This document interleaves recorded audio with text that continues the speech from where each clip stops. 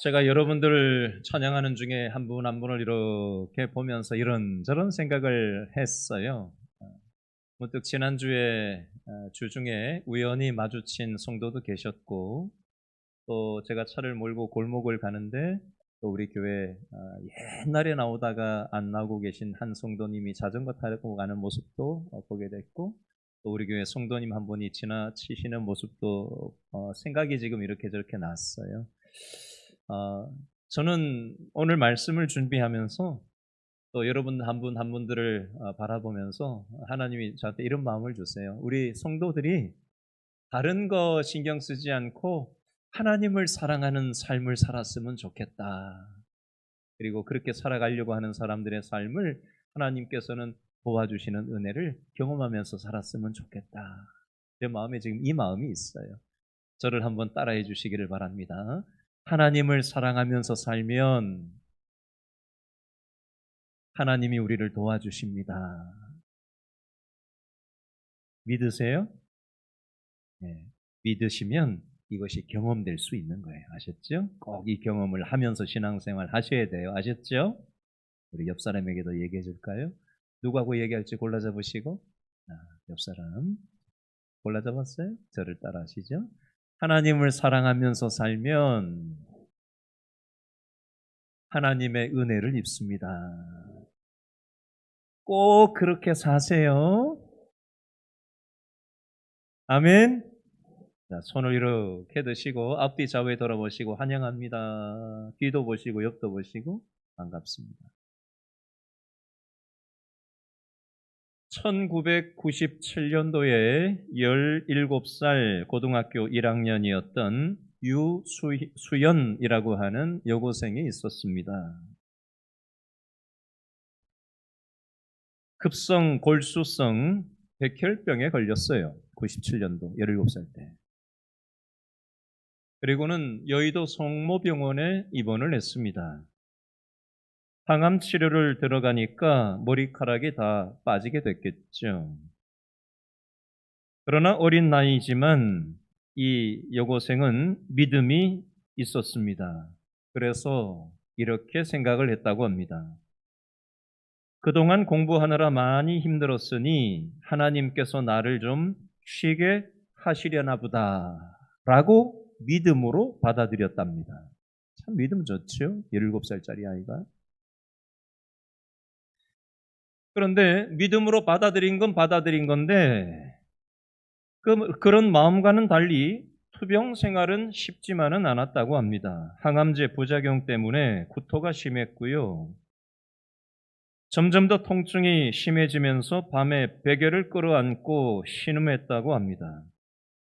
전날까지만 해도 함께 지냈던 친구나 동생이 같이 입원해 있던 항암 치료받던 동생이나 친구가 하늘나라로 떠났다는 소식을 들을 때마다 죽음에 대한 공포가 몰려왔다고 합니다. 병원에서 열린 장기자랑에 참여해서 하나님을 찬양하며 많은 환우들에게 희망을 전하기도 했다고 합니다.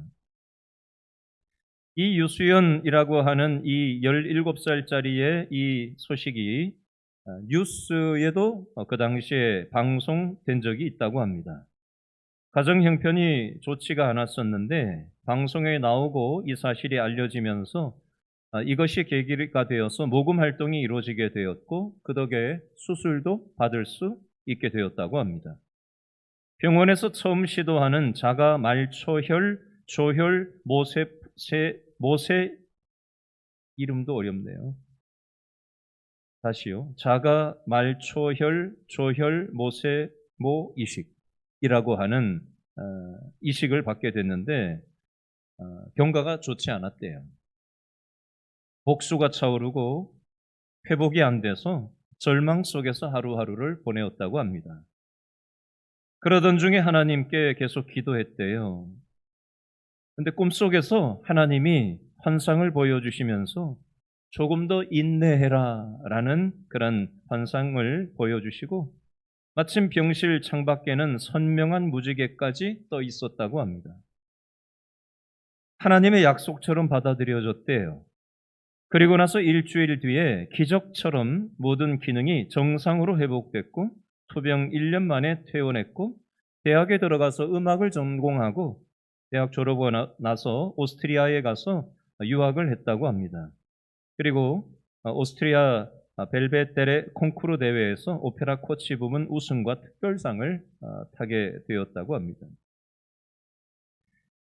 여러분 지금 소개한 유수현이라고 하는 이 고등학교 1학년짜리가 이 항암의 과정을 거치고 그 틈바구니 속에서 하나님을 의존하면서 이 믿음의 씨름을 했던 것을 소개드렸는데 우리가 살아가는 이 세상은 영적인 전쟁터와도 같습니다. 사단 마귀는 우리 인생을 지옥과 같은 인생으로 만들어 버리기 위해서 오늘도 동분서주하고 있어요.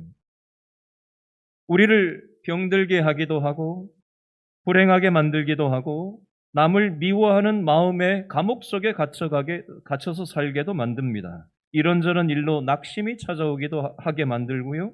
시기와 질투의 감옥에 살게 하기도 하고요. 때로 걱정, 근심의 감옥 속에 갇혀서 살아가게 하기도 합니다. 이것은 우리 인생을 지옥과 같은 인생으로 만들기 위한 사단의 전략이라는 것입니다.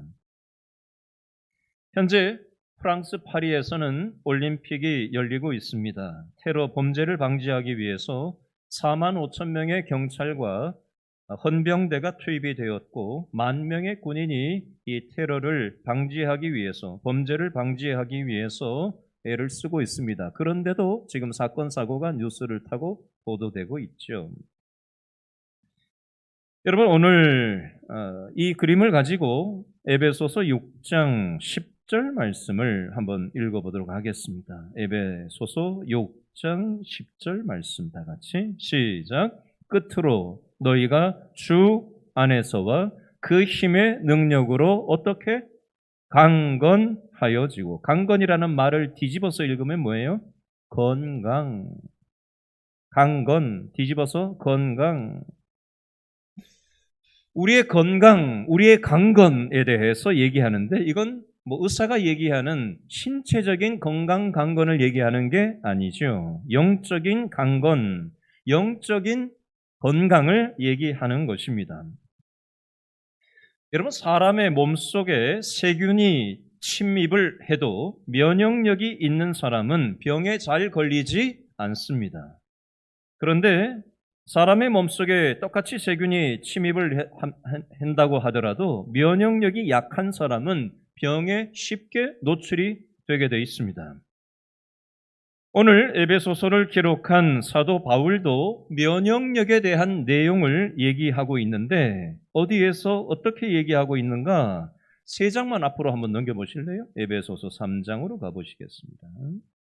사도 바울이 에베소 성도들에게 면역력에 대해서 얘기를 어떻게 하고 있나? 에베소서 3장 16절 말씀에 있습니다. 에베소 3장 16절 말씀 다 같이 읽겠습니다. 시작. 그의 영광의 풍성함을 따라 그의 성령으로 말미암아 너희 무엇을 속사람을 능력으로 어떻게 강건하게 하시오며, 동그라미 하세요. 속사람 동그라미, 강건 밑줄 그어보세요. 하라는 대로 일단 해보세요. 잘 따라오셔야지 이게 잘 이해가 잘 됩니다. 속사람의 동그라미, 강건의 밑줄. 여러분 사람은 겉사람이 있고 겉으로 드러나는 겉사람이 있고 속에 있는 속사람이 있어요. 오장육부 장기가 있는 것처럼 우리의 영혼이라는, 우리는 사람은 영적인 존재이기 때문에 속사람이 있어요. 그래서 사도 바울은 에베소 교회 성도들의 속사람 영혼이 강건, 건강했으면 좋겠다라고 하나님 앞에 기도를 하고 있는 내용이 되겠습니다. 여러분 바이러스균이 공격을 해요. 사단 마귀도 우리에게 공격을 합니다. 사단 마귀가 우리의 영혼을 공격할 때 우리가 속사람이 건강하면, 강건하면, 영적 면역력이 있으면 사단 마귀의 침투에 우리는 버틸 수 있는 힘이 생길 수 있는 것입니다. 예를 한번 들어보겠습니다. 성경에 나오는 예수님의 제자 중에 수제자라고 하는 베드로는 영적 면역력이 좋았을까요? 면역력이 별로 안 좋았을까요? 베드로는 면역력이 있기는 있었을까요? 면역력이 좋았을까요? 안 좋았을까요? 그걸 알아보겠습니다. 마태복음 16장 16절을 한번 펴보시겠어요? 요거 꼽아 놓으시고 마태복음 16 펴보세요. 마태복음 16장 16절. 자, 베드로가 면역력이 좋은가 있는가 없는가가 나와 있어요. 마태복음 16절. 마태복음 16장 16절 27페이지에 있습니다. 마태복음 16장 16절 다 같이 시작. 시몬 베드로가 대답하여 이르되 주는 그리스도시요 살아계신 하나님의 아들이시니이다. 아멘. 베드로가 정확하게 신앙 고백을 멋들어지게 하고 있습니다. 주는 그리스도시요 살아계신 하나님의 아들입니다. 라고 정답을 얘기하는 장면이 나옵니다. 그 다음 절에 보니까 예수님이 시몬 베드로야 네가 참 정확히 알고 있다. 칭찬을 예수님께 받는 장면이 바로 다음 절에 나와요. 자, 이걸 오늘 성경 뼈대하고 연결지어서 얘기하면 베드로는 영적인 면역력이 있다 없다? 있어요. 신앙 고백을 정확하게 하고 있거든요. 영적인 면역력이 있는 거예요. 근데 면역력이 있기는 있는데 영적 면역력이 좋은 게 있고 영적 면역력이 나쁜 것도 있단 말이죠. 자, 저와 여러분에게 접목을 시켜보겠습니다. 여러분 예수님을 믿으세요? 여러분은 예수님을 아세요? 믿으세요? 이게 자신이 없어요. 주는 그리스도시라는 고백이 저와 여러분에게 있습니까? 그러면 영적 면역력을 갖춘 거예요. 베드로도 영적 면역력을 정확하게 갖췄어요. 그런데 베드로가 영적 면역력이 좋았는지 좋지 않았는지를 확인하면서 나는 어떤가? 나는 영적 면역력을 있기는 있는데 영적 면역력이 나는 좋은가? 아니면 영적 면역력이 나쁜가? 한번 생각을 해보시자고요. 베드로를 보면서 나를 한번 돌아보시자고요. 설명을 한번 해보겠습니다. 여러분 예수님이 이 땅에 왜 오셨죠? 이스라엘의 왕이 되려고 오셨나요? 예수님은 십자가에서 우리의 죄를 위해서 대신 죽으시기 위해서 오셨어요. 그렇죠? 맞아요? 그렇죠? 네. 그런데 베드로는 어떤 생각과 어떤 마음을 가졌었는지 아세요? 3년 동안 예수님 쫓아다니면서 이런 생각을 했어요. 예수님이 죽은 사람도 살리시고 병자도 고치시고 정치 권력자들, 종교 권력자들, 경제적으로 날고긴다는 사람들이 예수님 앞에서는 꼼짝도 못하는 걸 보는 거죠. 이야, 예수님 쫓아다니면은 한 자리 얻을 수 있겠다. 예수님 모시고 따라다니면은 뭐가 나오겠다. 이 생각을 가진 거죠.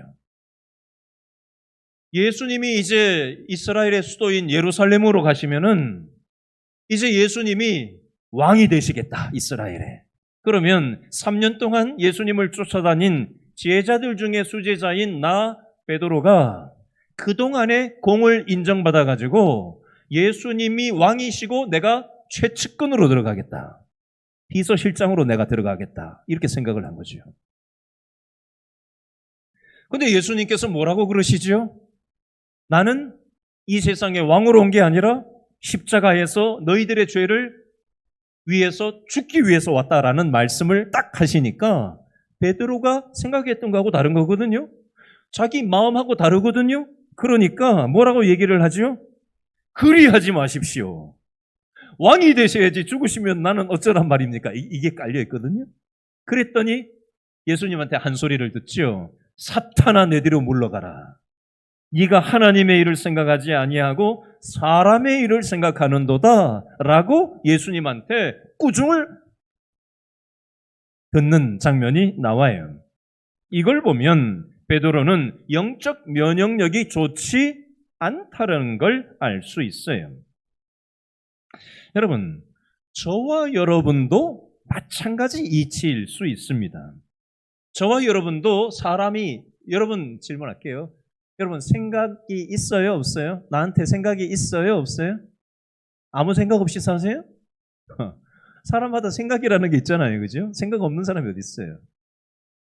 옳은 생각이든 틀린 생각이든 고집이든 나름 생각이 다 있다고요. 그렇죠? 사람한테 마음이 감정이 없는 사람이 있어요, 없어요? 좀 대답을 해봐요. 여러분 마음이 있어요, 없어요? 감정이 있어요, 없어요? 있잖아요.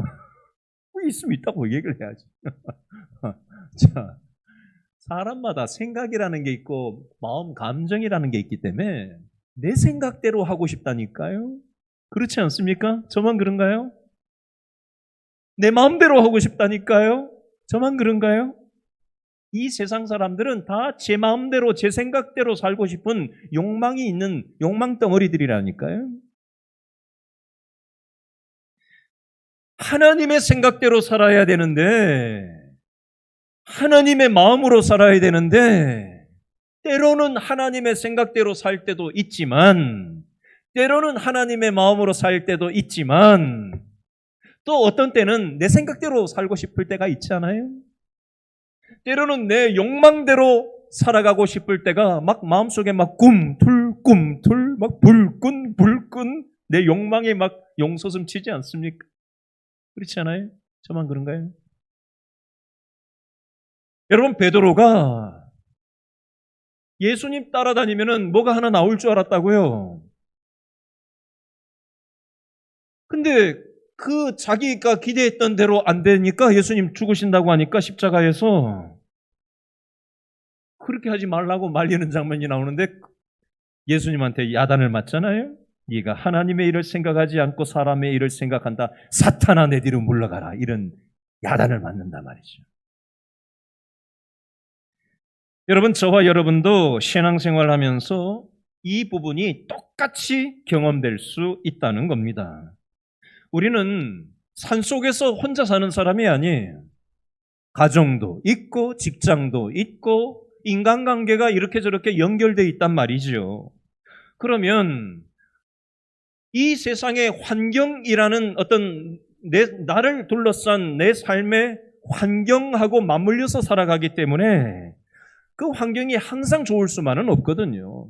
좋을 때도 있지만 도대체 이게 무슨 상황이 이런 상황이 다 있나 싶은 그런 환경이 나를 옥죄할 때가 있다고요.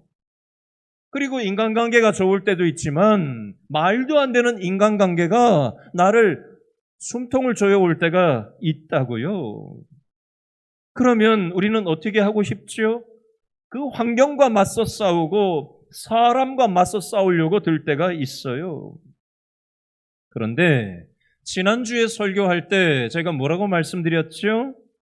우리가 사람과 싸우는 것이 아니라 사람 배후에 있는 영적 세력이 있음을 우리가 보아야 된다. 싸워야 될 대상은 사람이 아니라 영적 존재다라는 사실을 말씀드렸었어요. 사람과 싸우고 환경과 싸우려고 들다 보면 사람과의 관계도 망가지고 환경도 망가지게 되어져 있다는 것입니다. 여러분 교회에서 너무 왜곡된 신앙을 가르치고 추구하는 교회들을 가고 이단 교회를 간다든지 기독교라고는 하는데 너무 이상하게 믿는 어떤 한쪽으로 확 치우친 그런 신앙의 색깔을 가진 교회를 가면 뭐라고 얘기를 하냐면 뭐가 좀 아프기만 하면은 그게 마귀가 들려서 그렇다고 그러고 마귀를 쫓아내야 된다고 그러고 살다가 무슨 일을 만나면 그거 뭐가 마귀 때문에 그렇다고 그러고 모든 것들이 다 마귀라고 얘기를 하고 그거 쫓아내야 된다고 하고 이렇게 접근하는 경우가 있습니다. 물론 그런 경우가 있을 수 있습니다. 없는 건 아니에요. 근데 100이면 100 다 그런 건 아니에요. 내 실수 때문에 일이 망가질 수도 있는 거고요. 내가 인간관계 잘못해서 어려워질 수도 있는 것이고요. 그죠? 환경도 내가 잘못한 것일 수도 있습니다. 모든 게 영적인 건 아니에요.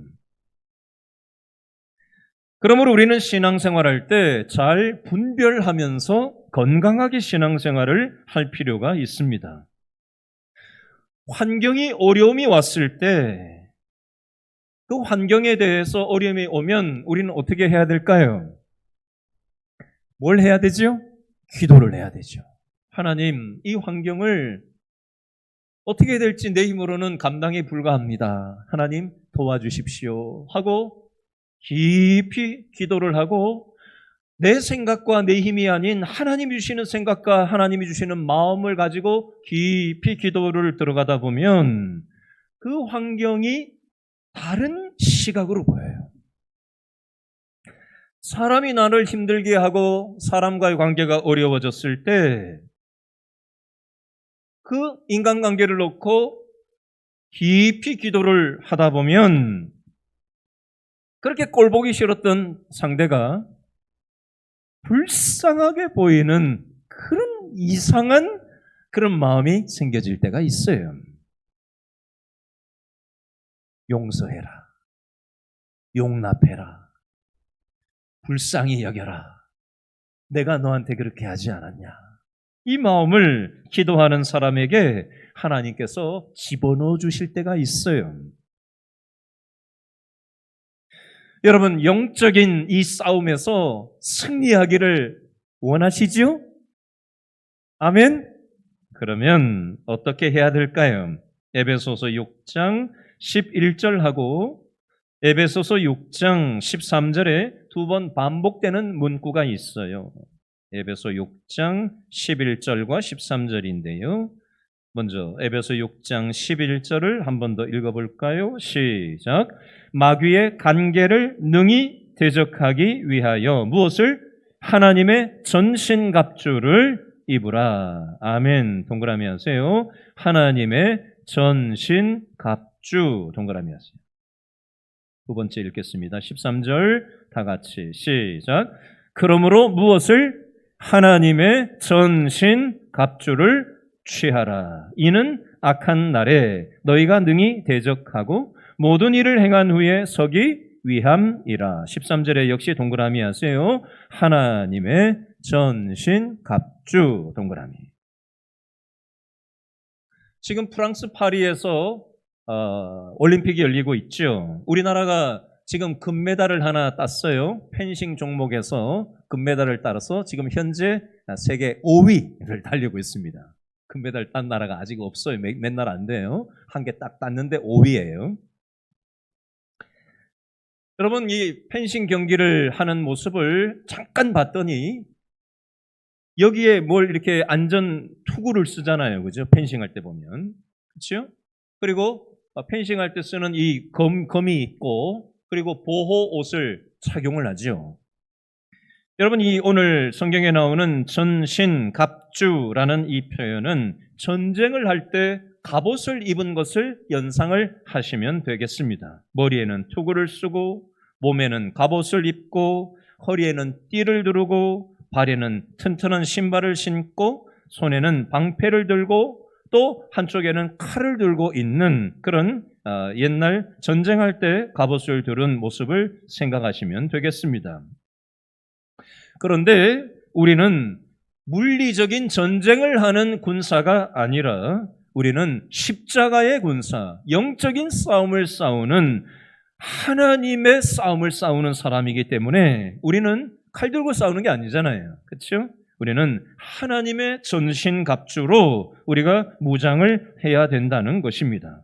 하나님의 전신갑주를 입으라는 표현은 갑옷을 입으라는 말이 아니라 하나님의 진리의 말씀으로 허리를 두르고 예수님이 주신 의로움으로 가슴을 무장하고 한 손에는 방패를 들고 사탄이 쏘는 불화살을 그 방패로 막는 거예요.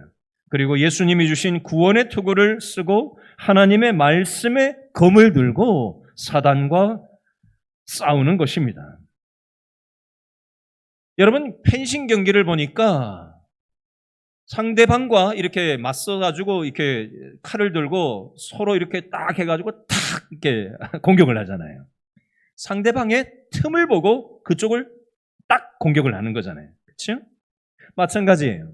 사단도 우리의 틈을 보고 허점을 보고 고기를 탁 공격을 하는 겁니다. 여러분, 우리가 믿음 생활을 할 때 게으르게 믿음 생활을 하면 안 돼요. 올림픽 선수 나가는 사람이 축구 대표팀이 다음날 경기가 있는데 요즘 뭐 뉴스 보니까 축구팀이 옛날에 뭐 경기 갔는데 뭐 술 먹고 뭐 그렇게 경기에 나갔다라는 말도 나오고 말도 안 되는 얘기가 지금 뉴스에 나오고 있던데요. 그렇게 하면 경기력이 떨어지겠죠. 당연히 집중이 안 되겠죠. 영적으로도 게으르면 안 돼요. 집중을 해야 됩니다.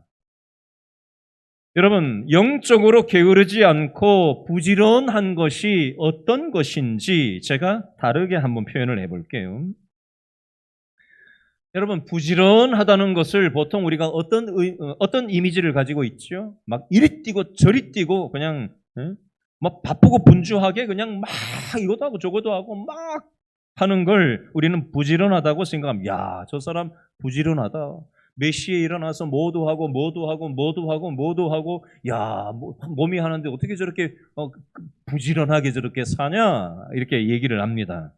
그런데 믿음에 있어서의 부지런함이라는 것은 그렇게 바쁘고 분주하게 쫓아다니는 걸 얘기하는 게 아니에요. 영적인 부지런함이라는 것은 어떤 것이냐면요. 저를 따라해 주시기 바랍니다.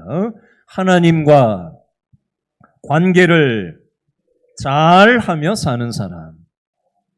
하나님과 관계를 잘 하는 게 부지런하게 사는 거예요.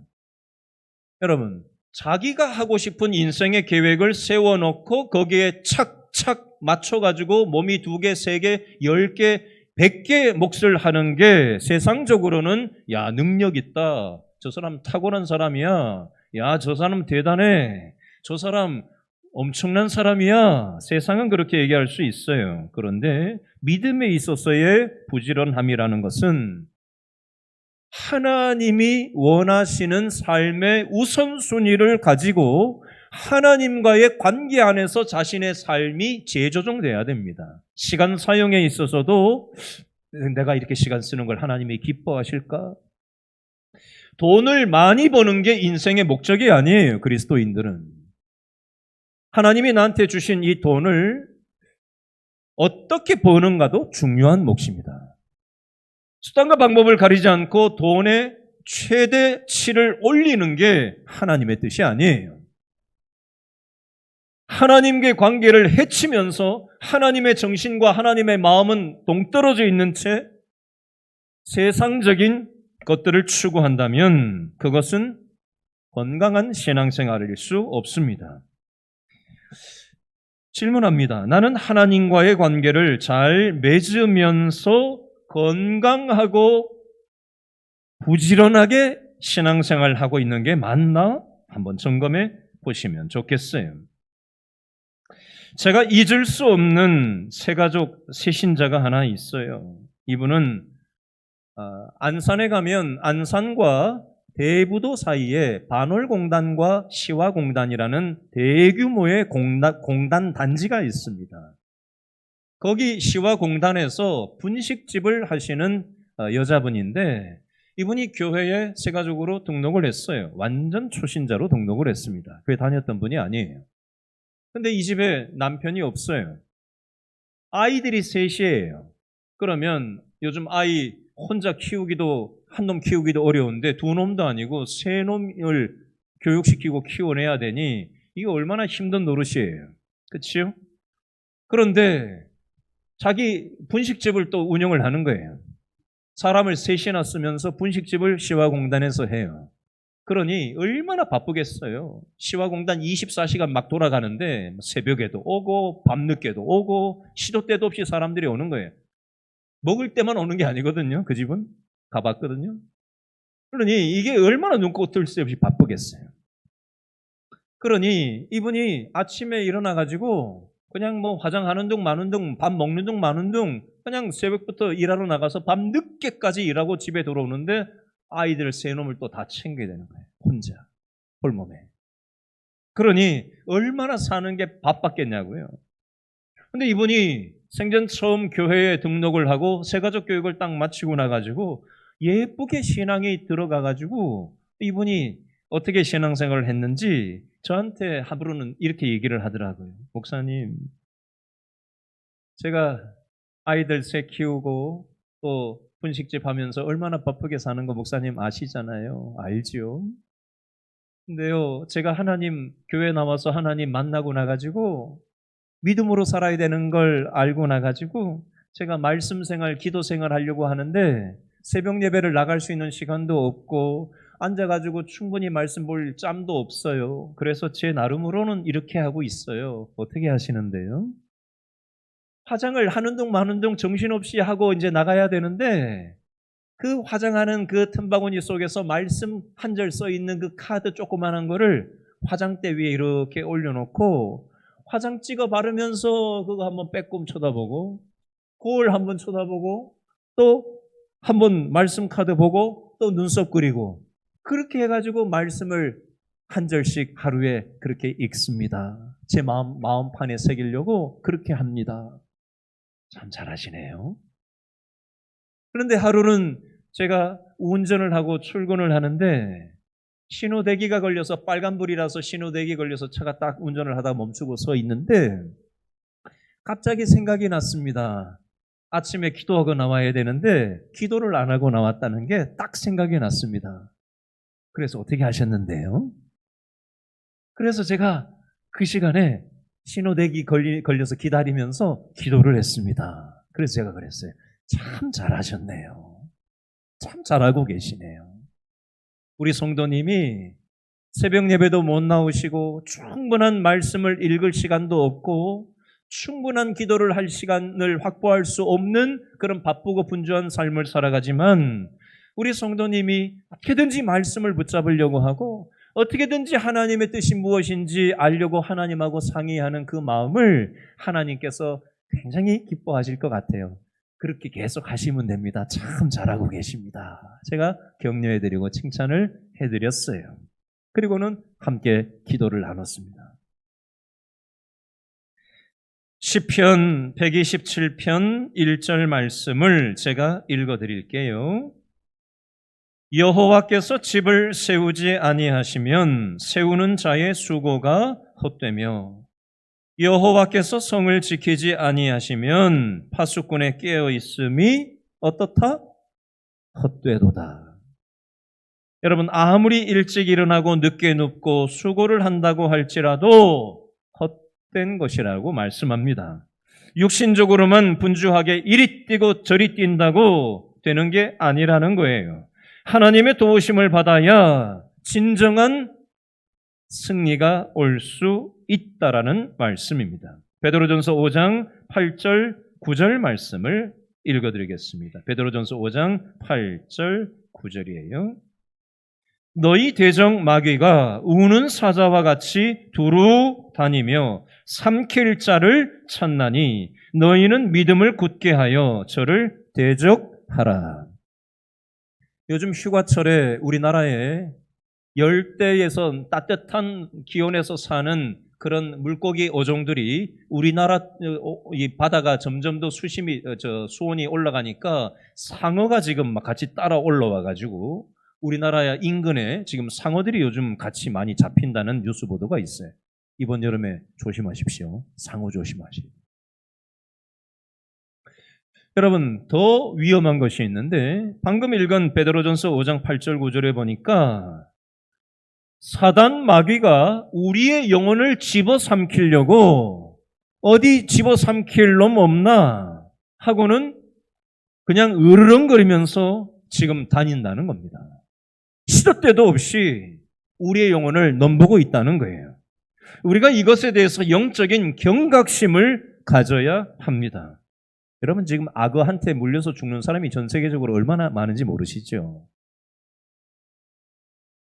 잘 준비해야 되거든요. 상어한테 많이 잡아먹혀요. 우리나라는 아직 그렇게 많지는 않지만 우리나라도 실제 이미 있습니다. 이미 있었어요. 여러분, 이거보다 훨씬 더 많은 사람들이 사단 마귀의 밥으로 살아가고 있다는 거, 영적인 경각심을 가지고 우리가 살아야 돼요. 2001년도 9월 11일 날 미국 뉴욕에서 세계무역센터가 비행기 테러범에 의해서 수많은 사람들, 한 3,000명 정도가 지금 죽었다고 추산되고 있고 수도 없는 사람들이 부상을 입었습니다. 이 9.11 테러가 나고 난 다음에 조사위원회가 꾸려지고 3년 동안 조사를 했대요. 이게 도대체 무슨 일이냐? 앞으로 이런 일이 없도록 하기 위해서 어떻게 대책을 세워야 되냐? 3년 동안 대책을 해서 발표를 했는데 뭐라고 얘기하는지 아세요? 이 9.11 테러를 막을 수 있는 기회가 10번이 있었다는 거예요. 첩보에 의하면 누가 어떻게 하려고 한다라는 그 얘기가 이미 정보를 통해서 다 들어왔었는데 아니란 태도를 가지고 이것에 대해서 준비하지 않았기 때문에 이 9.11 테러를 막을 수 있는 10번의 기회를 놓쳐버렸다라는 겁니다. 여러분, 우리도 마찬가지예요. 영적인 우리의 삶을 사단은 호시탐탐 영적인 테러를 감행하려고 우리의 약한 부분에 틈을 보고 있습니다. 우리가 하나님과 건강한 관계를 맺지 않고 우리가 아니라는 태도로 신앙생활을 하면 우리의 약한 부분을 콱 물어서 사단은 넘어뜨리고 우리를 불행의 나락으로 떨어지게 만든다라는 것입니다. 우리는 설교 말씀을 듣고 성경을 듣고 방송 설교를 들으면서 설마 그 일이 나한테 일어나겠어? 나한테는 그런 일들이 일어나지 않을 거야 라고 하면서 안일한 신앙의 태도를 갖기 쉽습니다. 사단 마귀는 기가 막히게 거짓말을 하고 속입니다. 우리를 유혹해요. 적당하게 살아라. 뭘 그렇게까지 신앙생활을 해? 예배당에 와서 주일날만 성경책 끼고 가서 그냥 핸드폰 들고 가. 뭐 성경책은 무슨 성경책, 핸드폰 다 있는데 귀찮게 무겁게 창피하게 뭘 들고 다녀. 적당하게 타협하도록 사단은 우리를 유혹합니다. 교회 가서나 교회 방식으로 살아야지. 요즘 세상이 어떤 세상인데 교회가 그냥 얼마나 TV에 오르내리고 그냥 어느 교회 누가 뭐 어쨌다더라, 목사님이 뭐 어쨌다더라, 별가지 얘기가 다 나오는데 직장에서 교회 다닌다는 얘기를 감히 어떻게 해? 직장 동료들하고 앉아가지고 회식 자리에서 어떻게 기도를 해?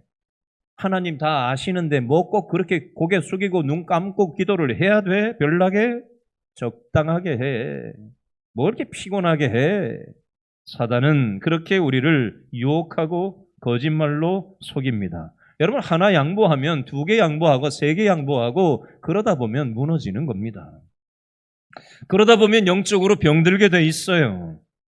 영적으로 우리가 무장되지 않으면 사단의 밥으로 살아갈 수밖에 없고 영적으로 우리가 하나님을 믿기는 믿는데 영적으로 비참하게 살 수도 있습니다. 저는 우리 길신교회 성도들이 영적으로 비참하게 사는 거 보고 싶지 않아요. 영적으로 행복하게 살았으면 좋겠어요. 하나님을 믿는데 영적으로 비참하게 살 수 있다니까요. 영적 근력이 없으면, 안일하게 신앙생활하면, 적당히 타협하면서 신앙생활하면 영적으로 비참하게 살 수 있다니까요. 이왕 신앙생활하는데 행복하면 좋잖아요. 오늘 말씀을 가만히 돌아보시면서 나에게 주시는 말씀을 딱 붙잡으시고, 오늘 구역 예배 드리는 날인데 오늘 구역 식구들하고 나에게 다가온 말씀을 이따가 나누시면서 서로 기도해 주시고 서로 책임져 주시고. 나 혼자 신앙생활하는 거 되게 힘들거든요. 근데 누가 나를 위해서 기도해 주는 사람이 있을 때 우리가 더 잘 지지가 될 수가 있어요. 그거 하라고 구역 공동체를 붙여주신 거예요. 아셨죠? 기도하겠습니다.